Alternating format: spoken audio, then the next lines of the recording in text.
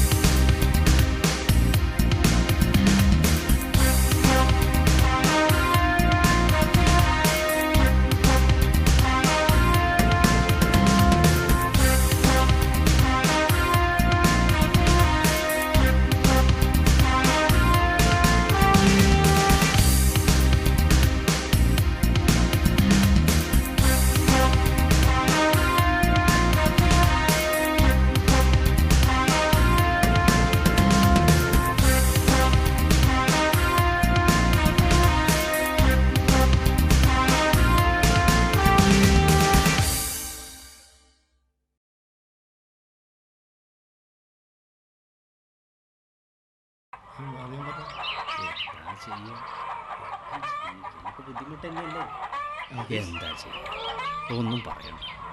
ഈ കാലത്ത് നല്ലത് ചെയ്തിട്ട് ഒന്നും ഒരു കാര്യമില്ല. ഇപ്പൊ മൊബൈൽ ചാർജ് ചെയ്യാൻ തന്നെ ഭയങ്കര ബുദ്ധിമുട്ടാണ്. പിന്നെ സാധനത്തിനൊക്കെ എന്താ വില? അതെ അതെ അതെ അതെ അതെ, ഒരു രക്ഷയില്ല. ഈ കാലത്ത് എങ്ങനെ ജീവിക്കാനാ? അതാ ഞാനും ആലോചിക്കുന്നത്. എന്താ ചെയ്യാ? കള്ളൻ കള്ളൻ കള്ളൻ!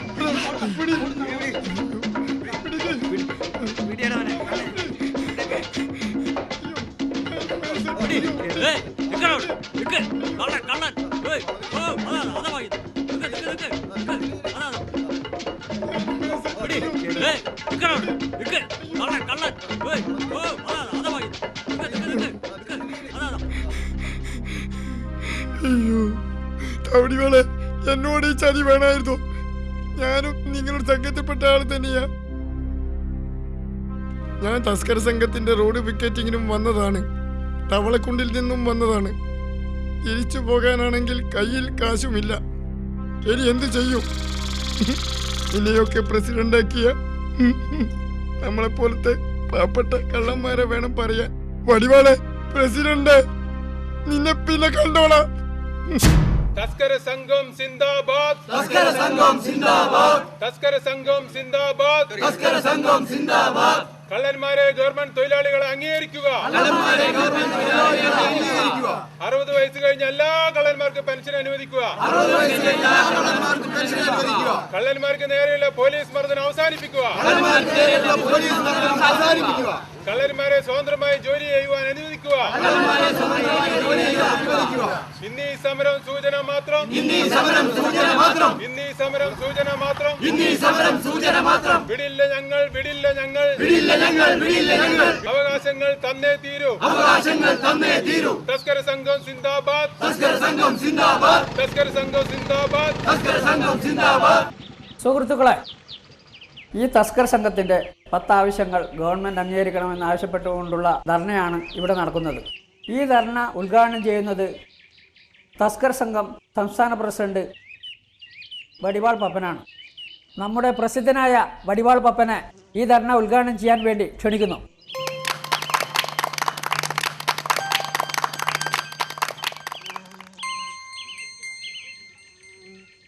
ഇന്ന് ഈ സമരം ഉദ്ഘാടനം ചെയ്യാൻ ഞാൻ തന്നെ വരണമെന്ന് ഇതിൻ്റെ സംഘാടക സുഹൃത്തുക്കൾ, അതായത് എൻ്റെ സഹപ്രവർത്തകരായ കള്ളന്മാർ വിളിച്ചു പറഞ്ഞിരുന്നു. ഞാൻ വരാമെന്ന് സമ്മതിച്ചു. അതിനിടയിൽ 2 ദിവസം മുമ്പേ ഒരു വലിയ വീട്ടിലെ മോഷണശ്രമത്തിനിടയിൽ അവരുടെ വളർത്തുപട്ടി എന്നെ കയറിപ്പിടിച്ചു. ഒരുവിധം പട്ടിയെ തട്ടിമാറ്റി. കുറച്ചു ദൂരം ഓടിയപ്പോൾ ഒരു ആൾമറയില്ലാത്ത കിണറ്റിൽ ഞാൻ വീണു. അതോടെ എൻ്റെ ബോധം പോയി. അടിച്ചു മാറ്റിയ ഈ പേഴ്സ് തിരിച്ചു നൽകിക്കൊണ്ട് ഈ ധർണ ഞാൻ ഉദ്ഘാടനം ചെയ്തതായി പ്രഖ്യാപിക്കുന്നു.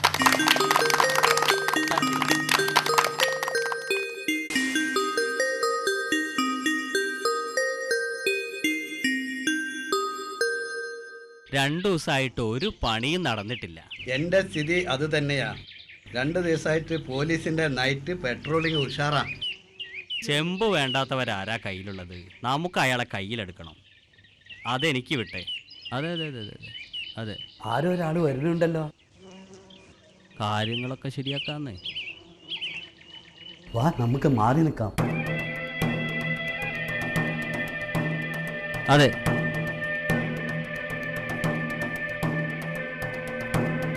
നമുക്ക് ശരിയാക്കാം എല്ലാ കാര്യങ്ങളും.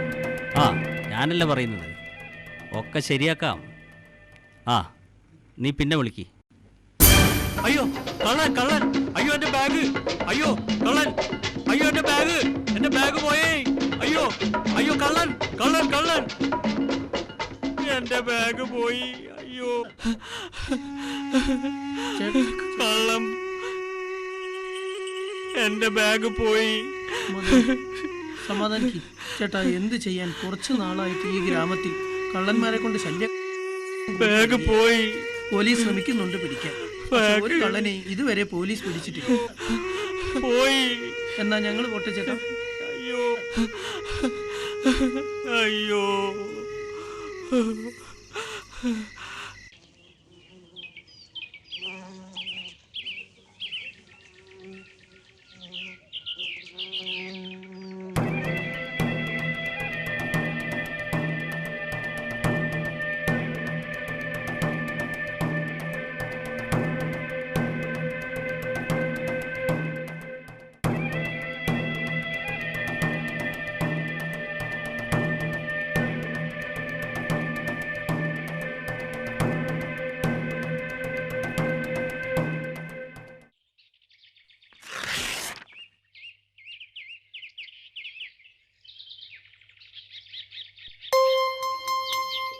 അടിച്ചല്ലോ കോള്. അളിയാ, മൊത്തം എത്ര പവൻ കാണും? 2 പവനാണെങ്കിൽ 4 വളയും കൂടി 8 പവൻ. ഇന്ന് സ്വർണത്തിന് എന്താ മാർക്കറ്റ്?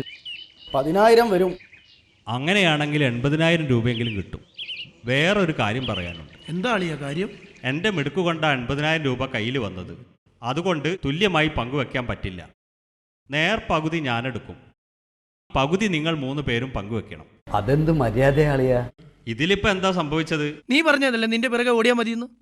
അതൊക്കെ നമ്മുടെ ജോലിയുടെ ഭാഗമല്ലേ. ഇതൊക്കെ ഇപ്പം ഞങ്ങളാ കുറ്റക്കാർ. ഏതായാലും തട്ടാൻ്റെ അടുത്ത് പോയി നോക്കാം. എടോ, ഞാനും കൂടി വരാം തട്ടാൻ്റെ അടുത്തേക്ക്.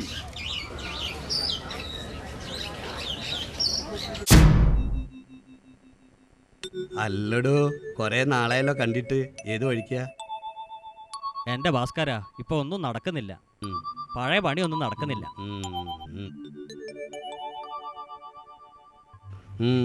നല്ലൊരു കോൾ ഒപ്പിച്ച് അല്ലേ? അങ്ങോട്ട് തന്നോളൂ.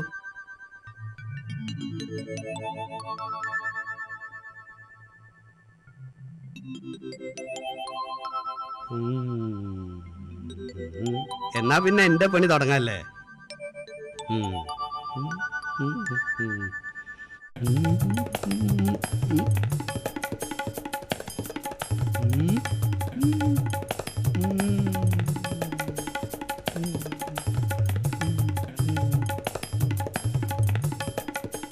ഇതിന്റെ കാര്യം പോക്ക. ഇത് സ്വർണമല്ല, മുക്കാണ്, മുക്ക്.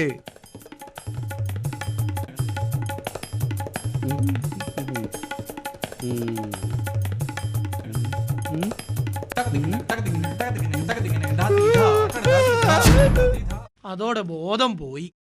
എങ്ങനെ ബോധം കെടാണ്ടിരിക്കും? എന്തൊരു പ്രതീക്ഷയോട് കൂടിയാണ് ഓരോ വളയും ഭാസ്കരൻ ഉരച്ചത്. അല്ല, മിടുക്ക് പറഞ്ഞവന്റെ മിടുക്കൊക്കെ എവിടെ പോയി? ഇനി എനിക്ക് എൻ്റെ വഴി, നിങ്ങൾക്ക് നിങ്ങളെ വഴി.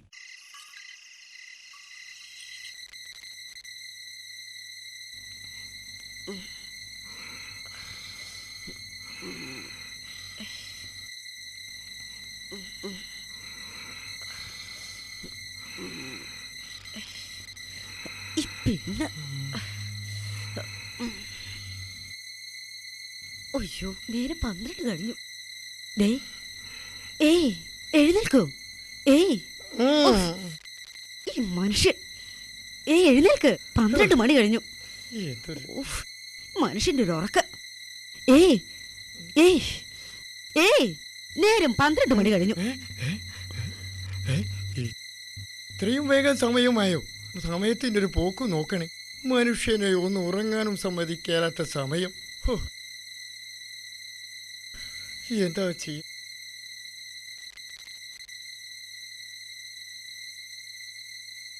വാതിലേ നല്ലവണ്ണം അടച്ചു കിടന്നോളൂ. കുട്ടീനെ നല്ലവണ്ണം ശ്രദ്ധിക്കണം കേട്ടോ. ഇന്ന് ഞാൻ പോട്ടെ.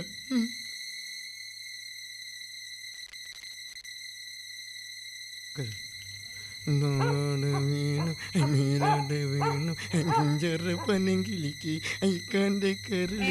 അയ്യോ അയ്യോ അയ്യോ രക്ഷല്ല.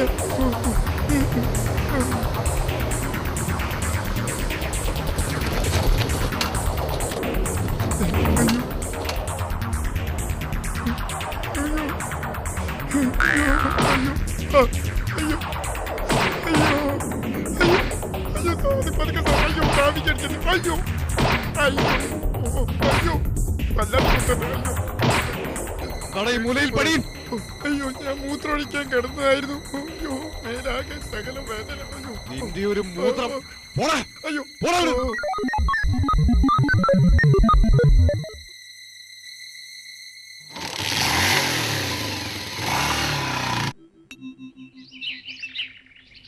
ദേ ഇങ്ങോട്ട് നോക്കിയേ. ഇത് ശരിക്കുള്ള സ്വർണം തന്നെയല്ലേ? ഒരു സ്ത്രീയുടെ കഴുത്തിൽ നിന്ന് പിടിച്ചു പറിച്ചതാ. ആ സമയത്ത് അത് ശരിയായ സ്വർണ്ണമെന്ന് പരിശോധിക്കാൻ സമയം കിട്ടിയില്ല. നീ എന്തിനാ ശീലു ഇങ്ങനെ വേണ്ടാത്ത ചോദ്യങ്ങളൊക്കെ ചോദിക്കുന്നത്? ഞാൻ പറഞ്ഞതിൽ എന്താ തെറ്റ്? പിടിച്ചു പറിച്ചതായാലും അത് നല്ല സ്വർണ്ണം അല്ലെങ്കിൽ എന്തിനു പറ്റും? മാറ്റി കുറവാണെങ്കിലേ സ്വർണത്തിന് തീരെ വിലയും കാണില്ല. മോഷ്ടിച്ചു കൊണ്ട് വന്നതും പോരാ, നിന്റെ വക കുറ്റപ്പെടുത്തുകൾ വേറെയും. മതിയായി. ഈ ജോലിയോട് തന്നെ വെറുപ്പ് തോന്നുന്നു. ദൈവദോഷം പറയല്ലേ. നമ്മുടെ ചോറായി ഈ മോഷണം. നമ്മുടെ ജോലി ഒരിക്കലും തള്ളി പറയരുത്. ചെയ്യുന്ന ജോലിയോട് എന്നും ആത്മാർത്ഥത വേണം. ഞാൻ നിങ്ങളെ കെട്ടുന്നതിന് മുൻപേ പേരെടുത്തൊരു കള്ളിയായിരുന്നു. ഞാൻ പല മാന്യന്മാരുടെയും പോക്കറ്റ് അടിച്ചിട്ടുണ്ട്. അക്കൂട്ടത്തിൽ ഒരു ദിവസം നിങ്ങളുടെ പോക്കറ്റും അടിച്ചിട്ടുണ്ട്. എന്റെ പോക്കറ്റ്? ഞെട്ടണ്ട, നിങ്ങളെ പോക്കറ്റ് തന്നെ. ബസ് സ്റ്റാൻഡിൽ വെച്ച് ഒരു ദിവസം നിങ്ങളുടെ പോക്കറ്റിലുള്ള പേഴ്സും അടിച്ചു മാറ്റി. ആ പേഴ്സ് തുറന്നു നോക്കിയപ്പോ 2 മരുന്നിന്റെ ചീട്ടാ കിട്ടിയത്. അതും മന്ദിരോഗത്തിന്റെ ചീട്ടാ. നീ ശരിക്കും ശീലാവതി തന്നെ. നിന്റെ ഒരു ശീലങ്ങള്. ആ പോക്കറ്റിലുണ്ടായിരുന്ന ഷീട്ട് ഞാൻ മറ്റൊരു മന്തുകാലിന്റെ പോക്കറ്റ് അടിച്ചപ്പം കിട്ടിയ ഷീട്ടായിരുന്നു അത്. പോക്കറ്റടിക്കാരനായ എനിക്ക് പോക്കറ്റടിക്കാരിയായ ഒരു ഭാര്യയെ കിട്ടിയതിൽ വളരെ അഭിമാനം തോന്നുന്നു.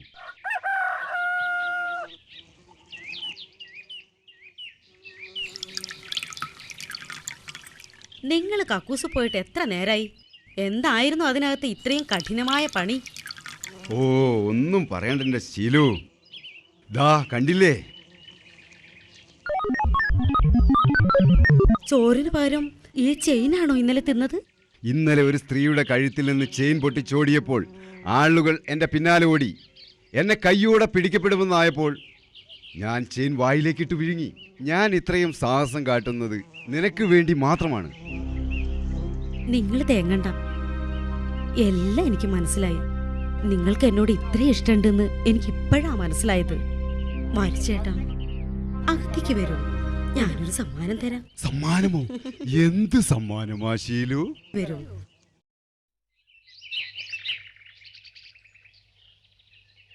എന്തൊക്കെയുണ്ട് സൗദമനി ചേച്ചി വിശേഷം? പരമുചേട്ടനിപ്പോ ജോലിയൊക്കെ ഉണ്ടോ? അത് പറയാതിരിക്കുന്നതാ ഭേദം.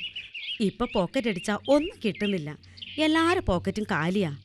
പോക്കറ്റ് അടിച്ചാൽ അധികം 2 മരുന്നിന് ചീട്ടാ കിട്ടുന്നത്. ഞാനൊരു മുക്കുപണ്ടവും കഴുത്തിലിട്ട് റോഡിലൂടെ നടന്നപ്പോൾ അതും കള്ളൻ പറിച്ചോടി.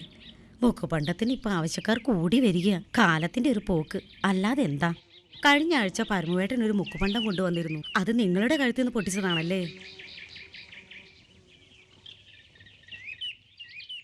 ഇതാ വെച്ചോളൂ. എനിക്ക് മുക്കുപണ്ടൊന്നും വേണ്ട. ഞാനൊരു മുക്കുപണ്ടം വാങ്ങാൻ കൂടി കാശില്ലാതെ വിഷമിച്ചിരിക്കുകയായിരുന്നു. തിരിച്ചു തരാൻ തോന്നിയതിൽ വളരെ സന്തോഷം. എന്നാ പോട്ടെ.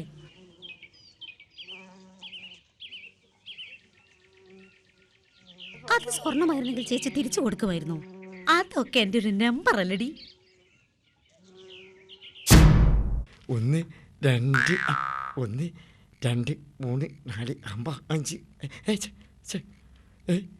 1 2 3 അയ്യോ ഭയം വരുന്നുണ്ടല്ലോ.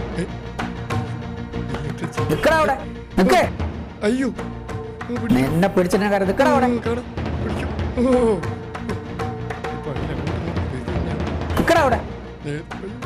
കൊണ്ടാ പോണം.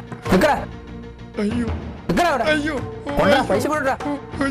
പൈസ ഒന്നും ചെയ്യല്ലേ. അയ്യോ ഒന്നും ചെയ്യല്ലേ. പൈസ കൊണ്ടാ. അയ്യോ ഒന്നും ചെയ്യല്ലേ. അയ്യോ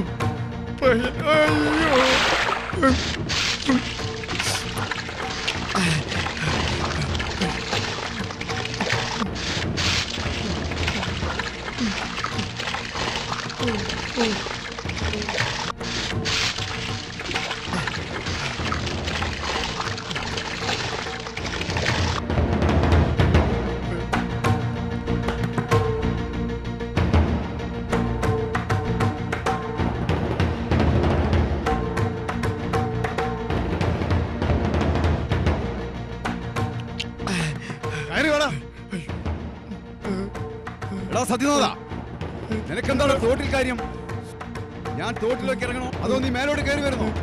സാറേ, ഞാൻ തോട്ടിൽ നിന്ന് മൂത്രം ഒഴിക്കാൻ ഇറങ്ങിയതാണ്. കയറി വേണോ മേലോട്ട്? മുകളിലേക്ക് കയറി വരാം. സാറേ ഒന്നും ചെയ്യരുത്. തവളക്കുണ്ട് എന്ന ഈ കൊച്ചു ഗ്രാമത്തിന്റെ പേടി സ്വപ്നമായിരുന്ന കള്ളൻ സത്യനാഥനും വടിവാൾ പപ്പനും പോക്കറ്റടിക്കാരൻ പരമ്പുവും കുടുംബസമേതം പോലീസിന്റെ പിടിയിലായിരിക്കുന്നു. ഇനി ഈ ഗ്രാമത്തിൽ കള്ളന്മാരോ പോക്കറ്റടിക്കാരോ ഇല്ല. നിഷ്കളങ്കരായ സത്യം മാത്രം അറിയാവുന്ന തവളക്കുണ്ട് നിവാസികൾക്ക് ഇനി സ്വസ്ഥമായി കിടന്നുറങ്ങാം.